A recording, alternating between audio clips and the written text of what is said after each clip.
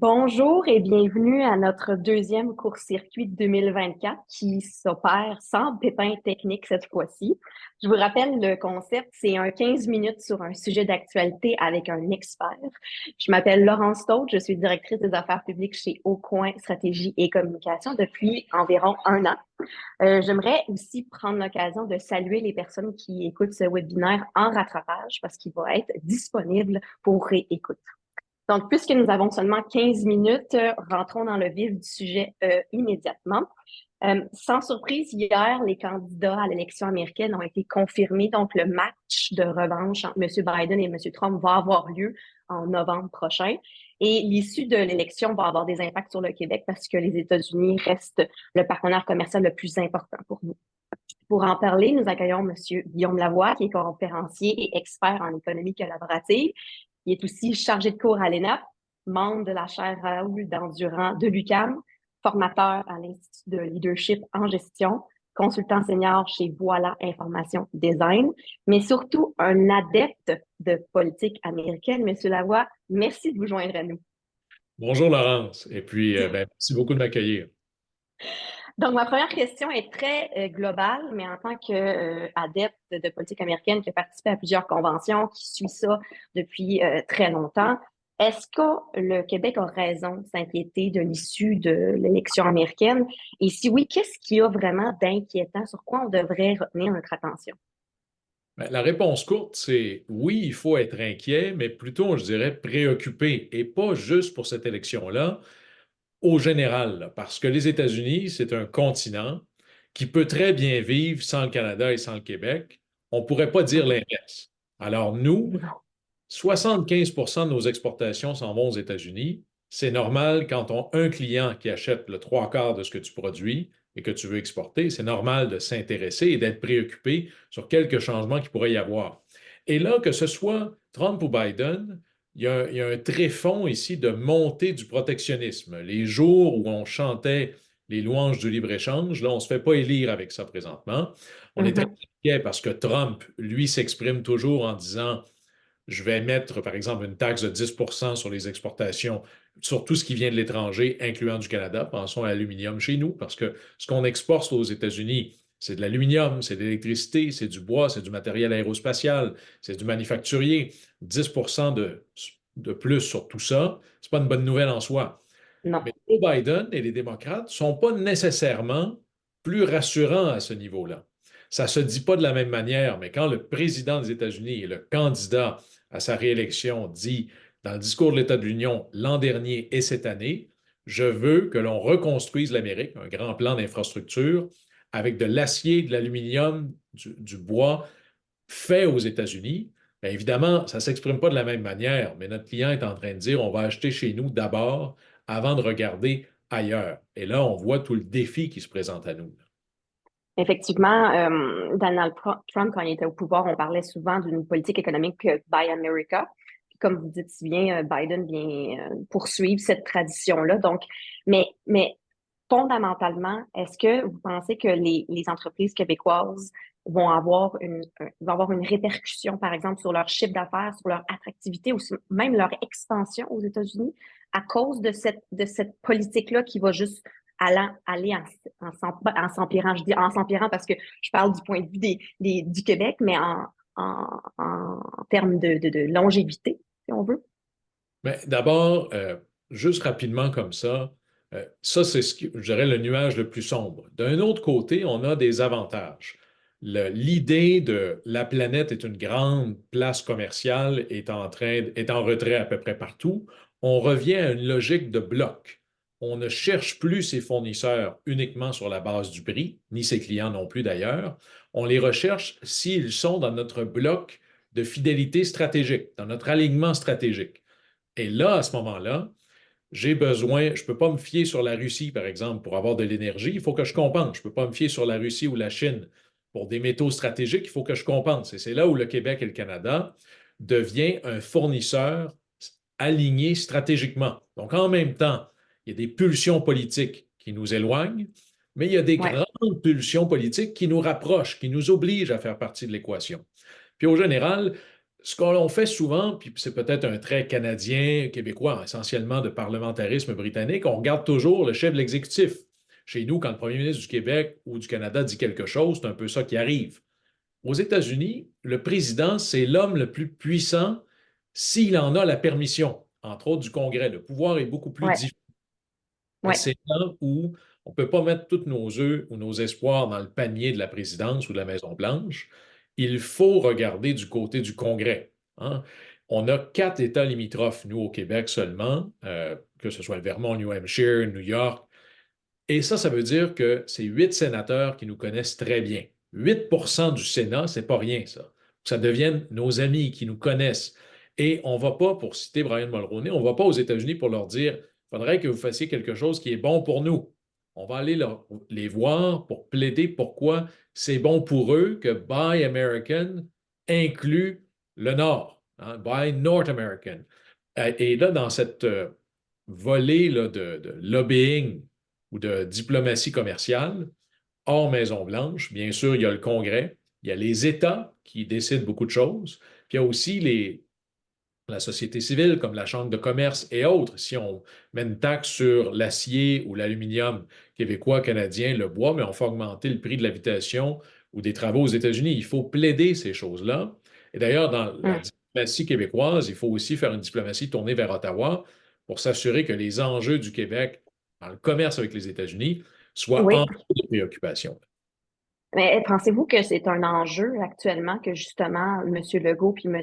Trudeau ne s'entendent pas sur plusieurs éléments, notamment là, récemment, on a le cas de l'immigration. Pensez-vous que ça peut avoir à long terme des répercussions sur les entreprises québécoises ou sur la réalité québécoise?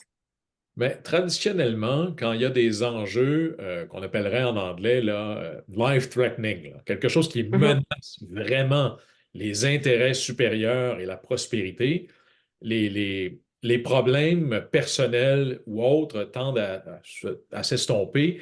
Et là-dessus, moi, je pense qu'il va y avoir plutôt une volonté de part et d'autre de travailler rapidement ensemble. Là, par Ensemble. contre, sur l'immigration et les frontières, parce qu'il faut relier les deux, Laurent. Oui, effectivement. Là, le Canada et le Québec doivent être très, très, très prudents parce que ce sont des enjeux explosifs. Et aux États-Unis, on ne voudrait pas que l'on dise, ben, on a une frontière poreuse au sud, mais qu'en est-il du nord? Et là, de tomber dans cette rhétorique de considération où la frontière au sud comme au nord sont des problèmes, parce que si on augmente les mesures de sécurité à la frontière au nord, ça veut dire des délais pour nos camions en livraison, ça veut dire des Oui, coûts. Alors, s'assurer de démontrer, patte blanche, de prouver et de démontrer aux Américains que la protection de la frontière, ça nous importe énormément. Alors ici, oui. il y a des gestes et il y a des préoccupations politiques qui doivent être au devant. Et il faudra, quand je dis plaider auprès d'Ottawa, des fois, il y a de la diplomatie croisée. Souvent, on peut éviter le mélange des genres, mais on ne peut pas aller voir les États-Unis pour leur dire, faites quelque chose qui est bon pour nous. Qu'est-ce que le Québec et le Canada peuvent faire qui est une solution pour un problème américain pour se donner de la marge de manœuvre, un Hum, coefficient de bonne volonté sur d'autres dossiers, par exemple le commerce? Bien, allez dire, nous, on va aller investir en gouvernance au Venezuela ou en Haïti ou autres, qui sont des réels problèmes pour le politique américain. Bien là, peut-être que ça coûte même moins cher que d'augmenter notre contribution à l'OTAN à 2 là. Alors, d'être mhm. une solution pour l'autre sur des dossiers problématiques qui ne nous touchent pas aussi fortement, ça nous achète cette crédibilité autour de la table pour demander. Brian Mulroney disait toujours qu'une de ses grandes préoccupations, c'est quand quelque chose arrivait sur le bureau du président Reagan, qu'il ait presque un réflexe en disant comment ceci va impacter ma relation avec le Canada. Il n'y a personne qui se lève le matin aux États-Unis pour dire il faudrait que je fasse Non. un deal avec le Canada ou le Québec aujourd'hui. Alors, il faut travailler plus fort. C'est normal que ce soit comme ça pour exister dans l'échelle des considérations. On parlait de la protection des frontières. Moi, je vous ramène plutôt à la protection de l'environnement. Le Québec, il mise beaucoup sur l'énergie électrique et là, je fais un shift de 360 degrés. On va penser notamment à Nordvolt, mais on pense aussi à Hydro-Québec qui exporte notre électricité. Est-ce que vous pensez que les résultats d'élection pourraient mettre en péril nos projets d'électrification ou la viabilité de certaines entreprises axées sur le développement durable au Québec? Là, ça devient très difficile, mais en gros, on ne peut pas avoir une guerre parce que c'est un peu ça qu'on fait, là. Le fameux plan, le Inflation Reduction Act aux États-Unis, qui fait beaucoup plus que juste réduire l'inflation, est un investissement massif dans des technologies qu'on appellerait vertes. Et là, le Canada et le Québec, pour essayer de faire partie de l'équation, essaient de renchérir. Mais partir dans une guerre de subvention avec un géant comme les États-Unis, c'est extraordinairement difficile et risqué. Alors, pour Mhm, le manufacturier, le risque est beaucoup plus important. Pour l'énergie comme telle, là, ce n'est pas tant l'ennemi politique ou la non-prévisibilité d'un gouvernement comme Trump qui est moins institutionnaliste et qui veut davantage décider au gré du moment. Là, c'est les lobbies concurrents. Par exemple, la baisse du prix du gaz aux États-Unis, donc une source d'énergie concurrentielle à l'électricité, ou encore la volonté de certains intérêts entranchés, par exemple les hydrocarbures, qui ne voudraient pas que l'on les remplace par de l'électricité qui vienne des oui. États-Unis ou d'ailleurs. Alors là-dessus, Mhm. c'est que le pouvoir est diffus. On a assez de clients qui sont moins soumis aux dictats et préoccupations de Washington. Par exemple, l'État de New York, qui est notre plus grand client, là. Il y en a d'autres. Alors là-dessus, notre plus grand défi ici, c'est plutôt un défi d'infrastructure. Comment on fait pour amener physiquement notre énergie au sud? Et là, on voit combien c'est difficile de passer à travers le New Hampshire, trouver des nouvelles capacités de livrer de l'énergie, même électrique, vers le sud. Ça, c'est un enjeu, là, mais vraiment, c'est presque le parcours de Saint-Dominique, là. C'est toute politique est locale et tu ne passes pas des pylônes juste en t'entendant avec Washington. Non, non, ça a été un long processus pour y arriver. Ça a pris plusieurs années. Il y a eu beaucoup de recours judiciaires à cet égard-là aussi. Mais ça serait quand même assez catastrophique de penser que Nordvolt, qui s'installe ici, serait pas en mesure, par exemple, de vendre des batteries aux États-Unis. Il me semble que ce serait vraiment pas un aléa qui serait souhaitable ni pour le Québec, ni pour l'entreprise, ni pour le gouvernement. Et c'est là où, pour solutionner ce projet-là très particulier, ça s'inscrit dans quelque chose de plus vaste. Comment quelque chose qui vient du Canada est considéré comme dans l'intérêt américain Hum. parce que ça permet de compenser ou de sécuriser ses sources d'approvisionnement. Et ça, c'est là où va se faire le jeu. Comment le Canada peut devenir un partenaire fiable qui permet de compenser ou de concurrencer d'autres enjeux ailleurs. Et c'est là où les enjeux de politique internationale, que ce soit la rivalité avec la Russie, avec la Chine, les Ouais. problèmes au Moyen-Orient, ben là, il faut s'assurer d'être dans ce camp-là et la géographie nous l'oblige, puis le réalisme politique nous le dicte. En terminant, il nous reste environ 2 minutes. J'ai gardé le meilleur pour la fin. Évidemment, ma dernière question, ça va être une question qui est plus politique. Quels sont vos pronostics pour la prochaine élection? Je sais qu'il est tôt, mais quand même, on aimerait ça savoir. En tout cas, moi, j'aimerais beaucoup savoir quels sont les pronostics de M. Lavoie sur cette question. Oui, bien, il y a plusieurs qui voudraient le savoir, mais très franchement, j'ai envie de dire, si quelqu'un vous dit, c'est réglé, là, voici qui va gagner, que ce soit Trump ou Biden, moi, je pense qu'il se trompe. La chose est beaucoup trop fluide encore au moment où on se parle. Hum. Il y a des choses qu'il faut regarder, par exemple. D'abord, l'enjeu du droit d'accès à l'avortement va jouer énormément sur le. Vraiment, ça joue contre les républicains Ouais, de manière ouais, insoupçonnée, là. De l'autre côté, ce n'est pas le calendrier électoral, c'est le calendrier judiciaire de Donald Trump. Et si jamais il était reconnu coupable au criminel, il y a beaucoup de républicains qui diraient, ben, moi, ça, c'est la ligne rouge que je ne peux pas franchir, je vais rester tout chez à moi. fait. Et là-dessus, il y a beaucoup de républicains, en tout cas quelques-uns, qui disent, moi, il faut que Donald Trump perde. Il n'y a pas beaucoup de démocrates qui disent, il faut que Biden perde. Alors, dans un monde Et où personne n'est vraiment aimé dans nos deux candidats, il semble y avoir plus d'énergie du côté démocrate en disant on aime moins l'autre. Et à la fin, regardons pas l'électorat américain comme, d'ailleurs, c'est comme chez nous. C'est pas une grande élection nationale. Ça se gagne chez nous comté par comté. Aux États-Unis, c'est État par État. Puis étape j'en par ai étape. 6 pour vous à garder sur votre radar. Le reste, c'est déjà réglé. La Géorgie, dans l'Ouest, c'est l'Arizona et le Nevada. Et là, on se rapproche des enjeux canadiens, c'est le Midwest, le Wisconsin, la Pennsylvanie, l'Ohio. C'est pas un hasard que les démocrates font leur convention à Chicago et c'est pas un hasard que les républicains, eux, sont au Wisconsin, à Milwaukee. Et là, ben, on se trouve avec des États qui ont des pulsions protectionnistes très importantes.